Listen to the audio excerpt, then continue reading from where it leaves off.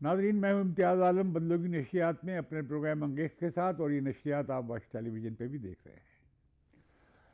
बहुत तेज़ डेवलपमेंट्स हो रही हैं मुल्क में।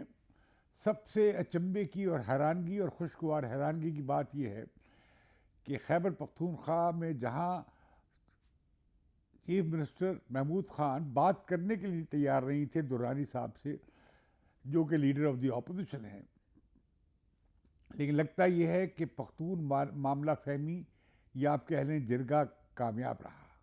और आज़म खान जो हैं, जो साबिक ब्यूरोक्रेट हैं, वो उन पर इत्तफाक राय हो गया है और उन्होंने केयर टेकर चीफ मिनिस्टर का ओथ ले लिया है। तो ये बड़ी खुशाइन डेवलपमेंट है। और उनके ओथ लेने के 90 दिन के अंदर अंदर या असम्बली की डिज़ोल्व होने के 90 दिन के अंदर इंतखाबात खैबर पख्तूनख्वा में अब होंगे। और वो अब लगता ही है कि अप्रैल के दूसरे हफ्ते में या तीसरे हफ्ते में ये इंतखाबात का इनकाद आइनी हिसाब से तकाजा होगा कि करा दिए जाए। दूसरी तरफ हम देखते हैं कि पंजाब में डेडलॉक बरकरार है। पहले लीडर ऑफ द अपोजिशन और चीफ मिनिस्टर के दरमियान इत्तफाक राय ना हुआ, फिर उसके बाद मामला कमेटी में चला गया। कमेटी में दो उम्मीदवार सामने आए। इसमें तहरीक इंसाफ ने नासिर हुसैन का नाम वापस लेने पर मजबूर हुए कि उनकी वो डुअल नेशनल हैं, और एक और जो थे उनके उम्मीदवार खोसा साहब, उन्होंने इनकार कर दिया कि मैं इसके लिए तैयार नहीं हूँ। लिहाजा कोई लिस्टें बदली गई, लेकिन बिल आखिर 4 नाम आए दोनों पार्टियों की जानिब से। जो मुस्लिम लीग नवाज़ है, उन्होंने 2 नाम दिए। एक तो उन्होंने नाम दिया अहमद चीमा साहब का, दूसरा दुनिया 24 न्यूज़ के जो चीफ एग्जेक्टिव हैं मोहसिन नकवी, उनका नाम दिया है। अब आहद चीमा पे तो इतराज़ ही होगा कि भाई ये बहुत करीब रहे हैं शहबाज शरीफ साहब के, अब भी उनके एडवाइज़र हैं वफाकी हुकूमत में। मुझे हैरानगी है कि उनका नाम कैसे दिया गया है कि वो तो खुले तौर पर अलाइंड हैं नवाज लीग के साथ। और इसके बाद जो मोहसिन नकवी का नाम आया है, ये बड़ा लगता ये है कि ये मोहसिन नकवी जिसे कहते हैं डार्क हॉर्स, मोहसिन नकवी जिसे कहते हैं डार्क हॉर्स के तौर पे सामने आए हैं। इनका नाम गालिबन मुझे लगता ही है कि आसिफ अली जरदारी के पास से आया है, और ये फिर चौधरी शुजात के भी अजीज़ लगते हैं, और चौधरी ख़ानदान से इनका एक बड़ा करीबी नाता रहा है। और फिर इनका पाकिस्तान की बड़े एस्टेट के जो टाइकॉन हैं मलिक रियाज, उनके साथ भी ताल्लुक़ है। और लगता यह है कि ये हर तरफ कहीं ना कहीं इनकी लॉबी इन्होंने की है कि ये मोहसिन नकवी, मेरा ख़्याल है कि मुस्लिम लीग नवाज़ और पीपल्स पार्टी के उम्मीदवार सिर्फ एक ही है, और वो है मोहसिन नकवी। PTI और चौधरी परवेज़ इलाही की तरफ से जो नाम आए हैं वो वो हैं अहमद नवाज सुखेरा साहब और नवीद चीमा साहब। नवीद चीमा साहब कुछ लगता ही है कि करीबी ताल्लुकदार भी हैं परवेज़ इलाही साहब के, और अहमद नवाज सुखेरा जो है उनके बारे में भी खबर उड़ी थी कि शायद उन्होंने इनकार कर दिया है, लेकिन अब फिर उनकी तरदीद आ गई है कि उन्होंने इनकार नहीं किया है। अब मामला चीफ इलेक्शन कमिश्नर के पास चला गया है, और चीफ इलेक्शन कमिश्नर साहब जो है उन्हें आइनी तौर पर ये इख्तियार है कि जब मामला पार्लिमानी कमेटी में तय नहीं होगा तो फिर चीफ कमिश्नर जो है इलेक्शन कमिश्नर, वो पार्टियों ने जो नाम भेजे हैं 4, इनमें से किसी का इंतखाब कर लेंगे। लेकिन यहाँ मैं हैरान हूँ कि परवेज़ इलाही साहब अभी से कह रहे हैं कि वो अगर उन्होंने कोई नाम गलत चुना, भाई दो पार्टियों ने नाम दिया है, आप इत्तफाक कर लेते। वो कह रहे हैं मैं उसे चैलेंज करेंगे उन्हें सुप्रीम कोर्ट में। इसी तरह का बयान तहरीक इंसाफ के और लीडर्स ने भी दिया है, लेकिन मामला बाहर कैप इलेक्शन कमिश्नर के पास जाएगा और वो कल इसका फैसला कर देंगे। मुझे इम्कान यही है कि ये जो मोहसिन नकवी हैं ये ही पंजाब के केयर टेकर चीफ मिनिस्टर होंगे। अब इस पर शायद हंगामा भी हो, लेकिन शायद उतना हंगामा ना हो, क्योंकि इनके चौधरी फैमिली के साथ भी करीबी ताल्लुकात हैं, और ये PTI के बहुत सारे लोगों के भी बड़े करीबी दोस्त हैं, जैसे फवाद चौधरी हैं और लोग हैं। लेकिन मैं कहना चाहता हूँ कि अगर ये दोनों सूबों में अगर इंतखाबात का मामला अप्रैल में आ गया है, तो फिर वो कहाँ जाएगी जो जो मरदमशुमारी हो रही है, क्योंकि उसका नतीजा तो अप्रैल में आना है, और आइनी एतबार से इलेक्शन जो हैं, नए जो इलेक्शन हैं, वो नई मरदमशुमारी और नई हल्काबंदियों के तहत होंगे। ये कैसे हो सकता है कि पहले दो सूबों के इंतखाबात पिछली मरदमशुमारी यानी 1997 की मरदमशुमारी के तहत हों, और फिर कौमी और सिंध और बलूचिस्तान की असम्बलियों के इंतखाबात 2023 की मरदमशुमारी की बुनियाद पर हों। ये बहुत बड़ा तजाद सामने आ रहा है, लेकिन न जाने क्या खेल चल पड़ा है वफाक में। वफाकी सतह पे इमरान खान ने जो ही इशारा दिया कि वो असेंबली में वापस जाना चाह रहे हैं, स्पीकर साहब को रातों रात खबर मिल गई कि ये 35 जो लोग हैं, इन्होंने अपने इस्तीफे कंफर्म कर दिए हैं, और लिहाजा उन्होंने फ़ौरन ऐलान कर दिया कि भाई ये 35 लोगों के इस्तीफे उन्होंने कबूल किए, और इलेक्शन कमीशन के पास उन्होंने उनके इस्तीफे मंजूर करके भिजवा दिए। और जाहिर है कि इलेक्शन कमीशन के पास आईनी हिसाब से कोई चाराकार नहीं, सिवाय इसके कि उन्हें डी नोटिफाई कर दें। अभी वो 35 इस्तीफ़ों का शोर कब हुआ नहीं था कि 35 और इस्तीफे मंजूर कर दिए गए हैं तहरीक इंसाफ के। और इस तरह लगता है कि स्पीकर साहब ने जो अपने ही जो असूल बयान किए थे, गाइडिंग प्रिंसिपल्स, जो आइन के हिसाब से दुरुस्त थे और कौमी असम्बली के रूल्स के हिसाब से दुरुस्त थे, उन्होंने उसके ख़िलाफ़ खुद ही कू कर दिया, या उसके बरक्स उन्होंने अमल किया। और ये 70 लोग हो गए, और कुल मिलाकर ये कोई 80 लोग हैं जिनकी शिनश्तें खाली हो गई हैं। अभी कहा यह जा रहा है कि एक और किस्त आने वाली है। लगता ये है कि तहरीक इंसाफ बिल्कुल ही कौमी असम्बली से फारिग हो जाएगी, मासवा उनके कि जो कि वाकई कौमी असम्बली में अभी रहना चाहते हैं। आखिर ये मामला क्या है? क्या शहबाज शरीफ अदम इतमाद का वोट अगर सदर लेते उसकी वजह से परेशान थे? मेरा ख्याल है ये वजह परेशानी नहीं थी, क्योंकि उनके पास अगर 172 अराकीन ना भी होते तो फिर जो मौजूद मेजॉरिटी असम्बली में होती उसकी अक्सरियत वोट लेकर वो प्राइम मिनिस्टर रहते। तो ये तो बात मुझे समझ नहीं आती कि कोई कहे कि तहरीक इंसाफ ने चैलेंज कर दिया था और वो असम्बली में पहुंच रही थी और उनकी कुर्सी ख़तरे में थी। ये बात नहीं है। तो फिर क्या है? फिर जो कहा जा रहा है, जो तहरीक इंसाफ भी इल्ज़ाम लगा रही है कि तहरीक इंसाफ का लीडर ऑफ द अपोजिशन ना हो। वो जो राजा साहब बिठाए हुए हैं फैसलाबाद से, जो MNA हैं, अब वो किस बात से अपोजिशन की नुमाइंदगी कर रहे हैं, जो कि ऑलमोस्ट PDM का हिस्सा है। और मैं समझता हूँ कि ये जमहूरियत से बड़ा मजाक है कि राजा साहब को आपने रखा हुआ है लीडर ऑफ द अपोजिशन के। ये हक PTI का बनता था, PTI का बनता है, तो गालिबन इसे रोकने के लिए किया है। अब इसे रोकने के लिए क्यों किया है? वो इसलिए किया है कि अगली जो अबूरी हुकूमत बननी है वफाक में, अबूरी वज़ीर आज़म बनने हैं, उसका फ़ैसला लीडर ऑफ द अपोजिशन के साथ मशावरत से होगा। और इसके साथ ये कि अगर वो और कायदे इक़्तिदार और कायदे हिज़्ब इख्तिलाफ़ बेइत्तफ़ाक़ न हो, फिर जैसे पंजाब में हमने देखा या KP में हमने देखा, तो मामला जाएगा कमेटी के पास, और फिर कमेटी में इत्तफाक ना हो तो मामला फिर जाएगा इलेक्शन कमिश्नर के पास। तो लिहाजा लगता ये है कि हुकूमत जो है, PDM की पार्टीज़ नहीं चाहती कि इमरान खान को इस मामले में शामिल किया जाए, लिहाजा उन्होंने इनके धड़ाधड़ इस्तीफ़े कबूल करने शुरू कर दिए।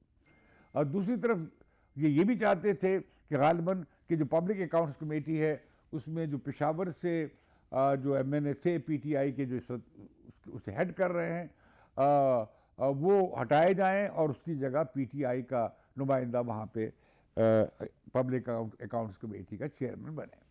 तो मुझे समझ नहीं आ रही कि ये हुकूमत को क्या हो गया है। क्या वाकई हुकूमत जा रही है और ख़ुद हुकूमत भी अक्टूबर से पहले इंतखाबात की तरफ माइल हो रही है? और अगर इंतखाबात की तरफ माइल हो रही है अगर हुकूमत, तो फिर ये जो सारा सिलसिला IMF का चल रहा है वो कहाँ रह जाएगा? मईशत तो बिल्कुल गर्दाब में, क्या गर्दाब से भी आगे डूबने को है। तो फिर ये कैसे, ये क्यों ये किया जा रहा है? मुझे लगता ये है कि PDM बहुत ही कन्फ्यूजन का शिकार है, और ये कोई अच्छा काम नहीं किया PDM ने तहरीक इंसाफ के इस्तीफ़े कबूल करके। और मैं ये समझता हूँ अगर इत्तफाक़ राय ना हुआ अगले इलेक्शन पे, अगले इंतखाबी कवानीन पे और ज़वाबत पे और तरीक़ाकार पे, और अगले इलेक्शन की शफाफियत पे इत्तफाक़ न हुआ, ये लाजमन इत्तफाक चाहिए पीटीआई का और इमरान खान का भी। अगर वो ना हुआ तो अगले इंतखाबात भी मशकूक हो जाएंगे और उनके इनेकाद से पहले ही वो कंट्रोवर्शियल यानी मुतनाज़ा हो जाएंगे। मुझे इस बात की समझ नहीं आ रही है ये ऐसा क्यों किया गया है। तो हम बात कर रहे थे नाजरीन के क्यों आखिर ये किया गया। क्या वाकई ये हुकूमत अब जा रही है फौरी इलेक्शन की तरफ, अप्रैल मई में इलेक्शन की तरफ जा रही है, जून में इलेक्शन की तरफ जा रही है, क्या जा रही है? पहले तो ये एक पोजीशन ली गई थी कि भाई ये मरदमशुमारी, नई मरदमशुमारी के बगैर इंतखाबात नहीं हो सकते। इमरान खान ने ख़ुद काउंसिल ऑफ कॉमन इंटरेस्ट को प्रिजाइड करते हुए फैसला किया था कि अगले इंतखाबात जो हैं वो नई मरदमशुमारी के तहत होंगे। जब पिछली बार ये बड़ा कंडीशनल मशरूत इत्तफाक किया था सिंध ने 2017 की मरदमशुमारी पे सिंध के बड़े एतराज़ात थे, ख़ास तौर पे कराची से एतराज़ात आए थे कि उनकी आबादी को सही तौर पे ज़ाहिर नहीं किया गया। तो लिहाजा उन्होंने मशरूत तौर पे शिरकत की थी और ये तय था कि अगले इंतखाबात पिछली मरदमशुमारी यानी 2017 की मरदमशुमारी की बुनियाद पर नहीं होंगे। तो ये एक आइनी मसला बनने जा रहा है जो अदालतों में जाएगा। लेकिन इतना बड़ा जो पीडीएम ने कदम उठाया है इस्तीफ़े कबूल करने का, ये बड़ा खौफनाक है। भाई अगर इमरान खान वापस आ रहे थे, अपना थूका हुआ चाट रहे थे, तो आपको क्या एतराज़ था? इमरान खान को बड़ी एम्बेरसमेंट होती कि देखिए जी कभी ये इस्तीफ़ा दे के चल पड़ते हैं और वापस नहीं पार्लियामेंट में लानत भेज देते हैं, फिर जब इन्हें ज़रूरत पड़ती है दोबारा वापस चले आते हैं।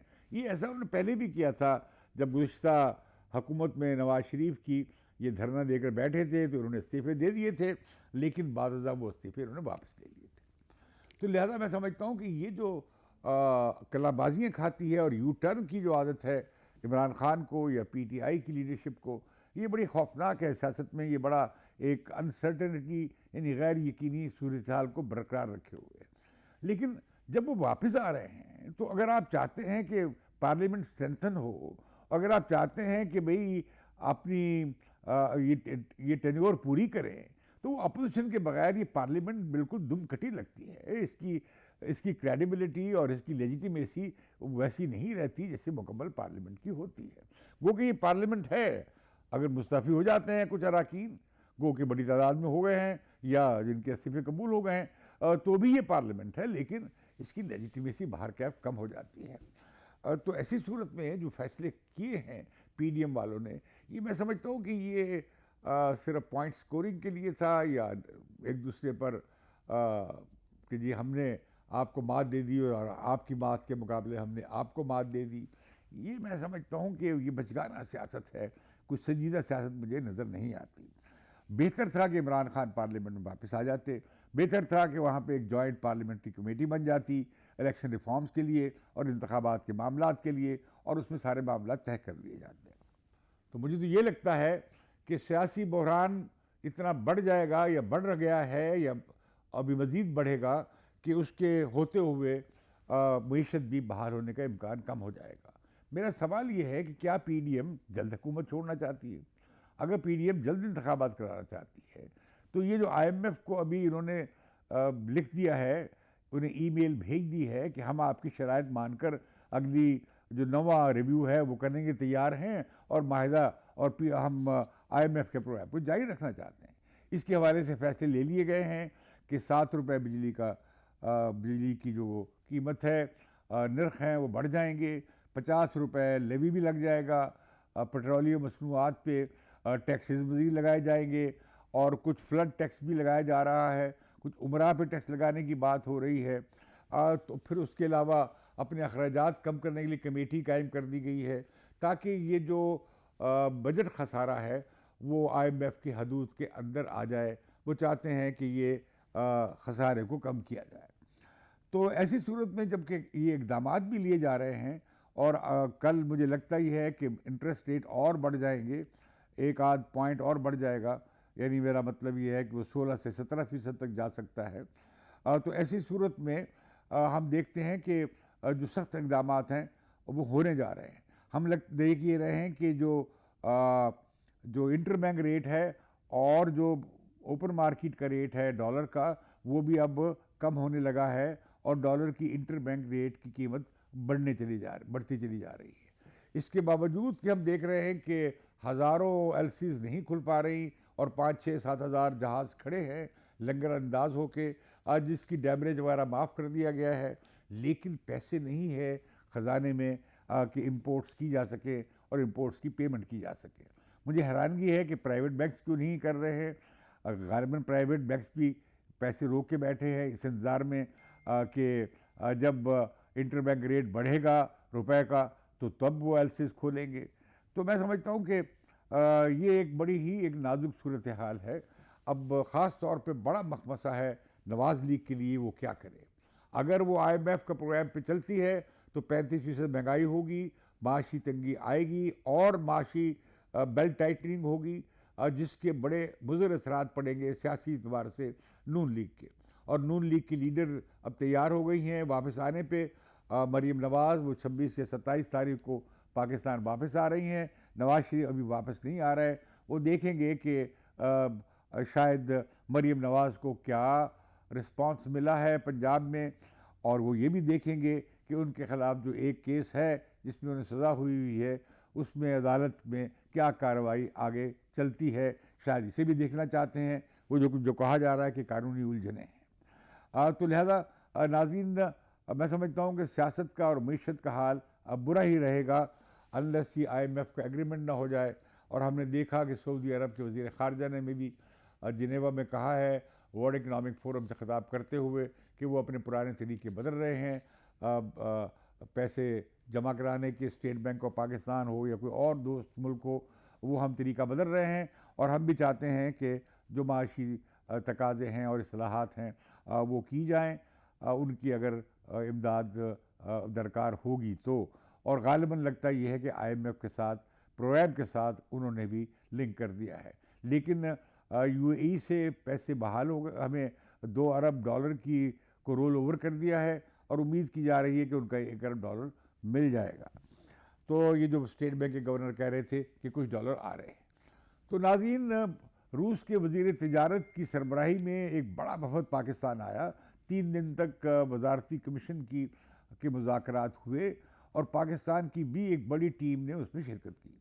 मुझे जो सबसे बड़ी हैरानगी हुई है कि कोई 10-15 से ज़्यादा कोई दर्जन से ज़्यादा शोबों में ताउन की बातचीत को फैलाया गया।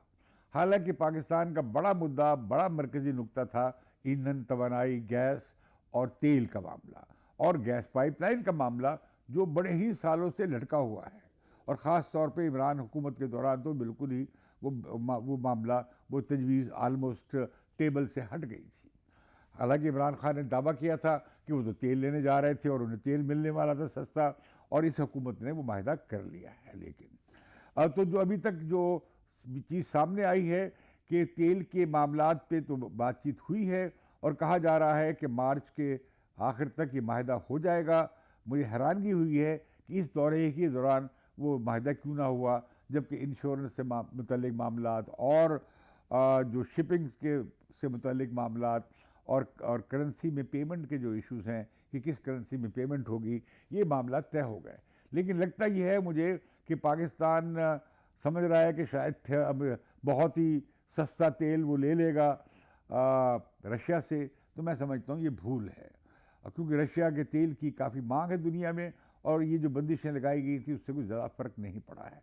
तो लिहाजा अगर ये चाहते हैं कि भाई जो यूरोपियन यूनियन ने जो शर्त लगाई है $60 की पर बैरल की, उस पर तो आपको तेल देने के लिए तैयार नहीं है रूस, और ना देगा। रूस ने इस $60 की सीलिंग को रद्द कर दिया हुआ है। हाँ, अलबत्ता जिस रेट पे इंडिया को तेल मिलता रहा है गालिबन उस पर तो आपको वो तेल फराहम करने के लिए शायद तैयार होंगे, या शायद कुछ थोड़ा सा आगे पीछे वो कर लें। लेकिन मुझे बड़ी एडजस्टमेंट होती नज़र नहीं आती, सिवाय इसके कि जो हिंदुस्तान को मिल रहा है तेल शायद पाकिस्तान को भी उसी रेट पे मिल सकता होगा। और दूसरी बात जो आती है कि भाई आप गैस लाइन पाइप लाइन के मामला को तय ही कर लेते, लेकिन ऐसी शराइत सामने आई कि रूस ही कर्जा दे और 70% शेयर पाकिस्तान का होगा, और इसी तरह की और कुछ शराइत रखी जाती रही हैं हमारे बाबुओं की तरफ से, जो मुझे लगता है बड़े प्रो अमेरिकन हैं। वो रशिया के साथ कोई मामला करने में ज़्यादा इंटरेस्टेड नहीं है और उसमें ये रुकावटें पैदा कर रही हैं। मुझे तो लगता ये है कि इतनी बड़ी आगाज़ के बाद और सदर पुतिन ने ख़ास दिलचस्पी लेकर इस वफद को भेजा था, मेरा ख़्याल है मेरी तवक्को से इसकी कामयाबी कम रही है। उसकी बुनियादी वजह हमारी अपनी ब्यूरोक्रेसी है और मडल हेडेडनेस है उन वज़रा की जो कि इन मुज़ाकरात में शामिल रहे। भले आपको इतना बड़ा तवील एजेंडा बनाने की क्या ज़रूरत थी। गो के 2-3 शोबों में माहिदे हो गए हैं, जैसे सिविल एविएशन है या कस्टम्स के मामलात हैं, वो तो करने ही थे।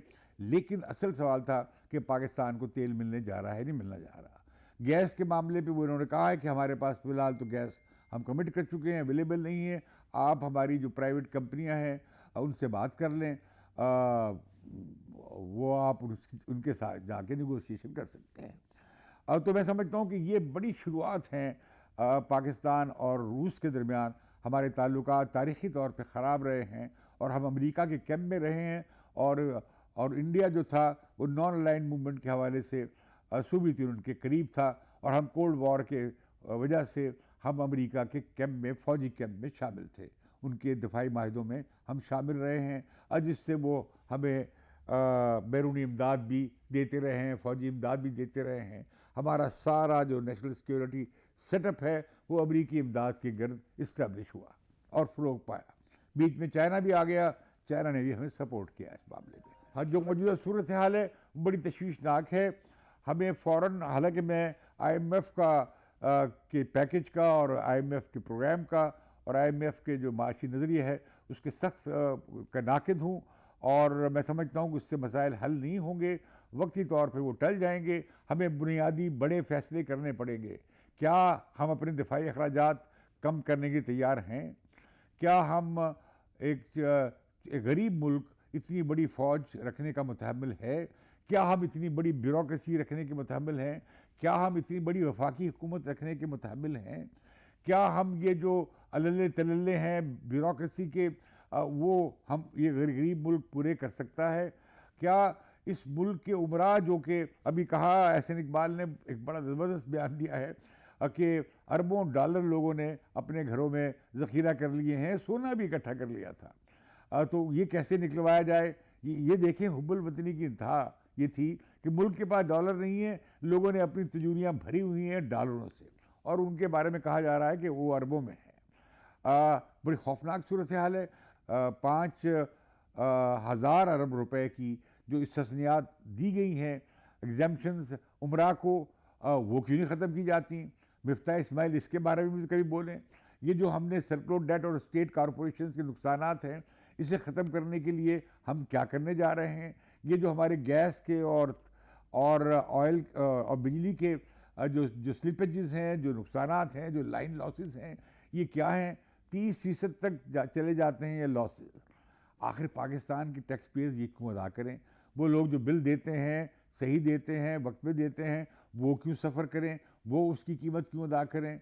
फिर ये कि पाकिस्तान की मीशत बड़ी बोदी है। यहाँ की जो सरमायादार है वो सिर्फ माल बनाने, रेंट सीकिंग और किराया लेने के अलावा और अपने स्पेकुलेशन के अलावा या होर्डिंग के अलावा वो कोई काम नहीं कर सकते, मार्केट मैनिपुलेशन के अलावा। कोई बुनियादी बड़ा सनती ढांचा नहीं है, एक्सपोर्ट का भी कोई वसी बुनियाद नहीं है। और फिर ये जो हमारी सारी एक्सपोर्ट्स हैं ये इंपोर्ट बेस्ड हैं। सारा रॉ मटेरियल्स और इंटरमीडिएट गुड्स बाहर से आती हैं, जिसके बायस ही हम एक्सपोर्ट कर पाते हैं। हमारी तो सूरत हाल बन गई है कि अब हम गंदम भी दरामद कर रहे हैं। उससे पहले हमने चीनी भी दरामद की थी, है ना, इमरान खान के दौर में। हमें खाने का तेल जो है, खुर्दनी तेल भी इंपोर्ट करना पड़ता है, चाय की पत्ती और दूसरे दालें तक हम इंपोर्ट कर रहे हैं। तो पाकिस्तान में जो ज़रूरी तब्दीली लाने की ज़रूरत थी, कभी किसी ने उस पर गौर किया? पाकिस्तान की आबादी जिस तेज़ी से बढ़ रही है, उसमें जो फ़र्क, उसके जो असरात हैं, क्या उससे कंट्रोल करने की कोशिश की गई है? ये कोशिश की जा रही है? क्या जो हमारे 2.5 करोड़ बच्चे स्कूलों से बाहर हैं, क्या उन्हें स्कूल में वापस लाने का कोई प्लान है? मैं समझता हूँ ये जो सूरत हाल है पाकिस्तान की, वो बड़ी अंदोहनाक है। इस पर ऑक्सफैम की रिपोर्ट पढ़ लें तो आपके रोंगटे खड़े हो जाते हैं। कोई हम देखते हैं कोई 10 गुना महंगाई बढ़ी है 1980 से अब तक, लेकिन जो वेजेस हैं, जो तनख्वाहें हैं और ज़रूरतें हैं, वो सिर्फ 2.5 गुना बढ़ी हैं। मतलब ये है कि बढ़ती महंगाई के हाथों लोगों की हकीकी उजरतें गिरी हैं और उनमें इजाफा नहीं हुआ। यहाँ तक कि 25,000 रुपये का जो ऐलान किया गया था उसे भी इम्प्लीमेंट नहीं किया गया, जो सरकारी तौर पर बजट के साथ ऐलान किया गया था। तो ये बस सब बहुत अफसोसनाक सूरत हाल है। हर पार्टी गरीब गरीब गरीब का शोर मचाती है। कोई गरीब के लिए कभी किसी ने कोई पॉवर्टी ख़त्म करने के लिए, नादारी ख़त्म करने के लिए, गुर्बत ख़त्म करने के लिए कोई प्रोग्राम दिया? किसी ने प्रोग्राम नहीं दिया। एक बस खैराती प्रोग्राम है बेनज़ीर इनकम सपोर्ट प्रोग्राम का, जो कि बीबी के ने कंसीव किया था और जो अब तक चल रहा है। लेकिन उससे गरीब का क्या बनता है? उससे गरीबी का पेट कैसे भर सकता है? मैं समझता हूँ कि पाकिस्तान की एबल काम करने वाली सारी आबादी को काम लगाने का मंसूबा होना चाहिए। और ये जो हमारा निज़ाम है जिसमें मुफ्तखोरी और चोरी चकारी और रिश्वत और करप्शन और ये सब जो चल रहा है सिलसिला, इसे बंद करने की एक के लिए गवर्नेंस की इस्लाहात बहुत ज़रूरी है। लेकिन इसके लिए पाकिस्तान की सियासी मईशत के हिसाब से पूरे पावर स्ट्रक्चर को बदलना पड़ेगा। ये ऐसे नहीं हो सकता कि आप ये उमरा का कब्ज़ा भी रखें और यही इस्टेब्लिशमेंट रहे और उसका गलबा रहे और आप सब ये कर लें। ये दोनों चीज़ें साथ नहीं चल सकती। मैं तो ये कहूँगा कि जो हमारा स्टेट का सुपर स्ट्रक्चर है उसका और हमारी माशी बुनियाद का तजाद जब तक हल नहीं होगा, उसकी मुनासिबत से सुपर स्ट्रक्चर को काट छांट के कम नहीं किया जाएगा जितनी मईशत है, यानी जितने चादर है उतने पाँव फैलाने की ज़रूरत होगी स्टेट को, उससे ज़्यादा अब एफोर्ड नहीं किया जा सकता। अब हम उस जगह पहुंच गए हैं जहां हमें दोस्त मुल्कों के जो डिपॉजिट्स हैं डॉलर्स के, वो भी मदद नहीं दे रहा है। उसके बावजूद हम मुश्किल में फंस गए हैं और ये जो कर्ज़ों का जाल है अब एक ऐसी स्टेज में आ गया है, 50 अरब डॉलर, और ये पाकिस्तान का कुल कर्ज़ा 130 अरब डॉलर है, जो 65 अरब डॉलर से पहुंचा है 130 मिलियन डॉलर पे 8 साल में। तो मैं समझता हूँ कि ये बड़ी खौफनाक सूरत हाल है। पार्टियों को सियासत से कतई नज़र मईशत की बहाली के लिए एक प्रोग्राम पे इत्तफाक करना चाहिए, लेकिन ये तो सियासतदान आपस में बैठ नहीं सकते। इमरान खान कहते हैं कि मैं तो इनके साथ नहीं बैठूंगा, और साथ ही वो कहते हैं कि अगले इंतखाबात के लिए और अबूरी हुकूमत के लिए उन्हें इत्तफाक राय में शामिल किया जाए, बातचीत करने के लिए आप तैयार नहीं हैं। तो बहुत अफसोसनाक सूरत हाल है। इसके साथ ही मुझे इजाज़त दीजिए बदलों की नशरियात से।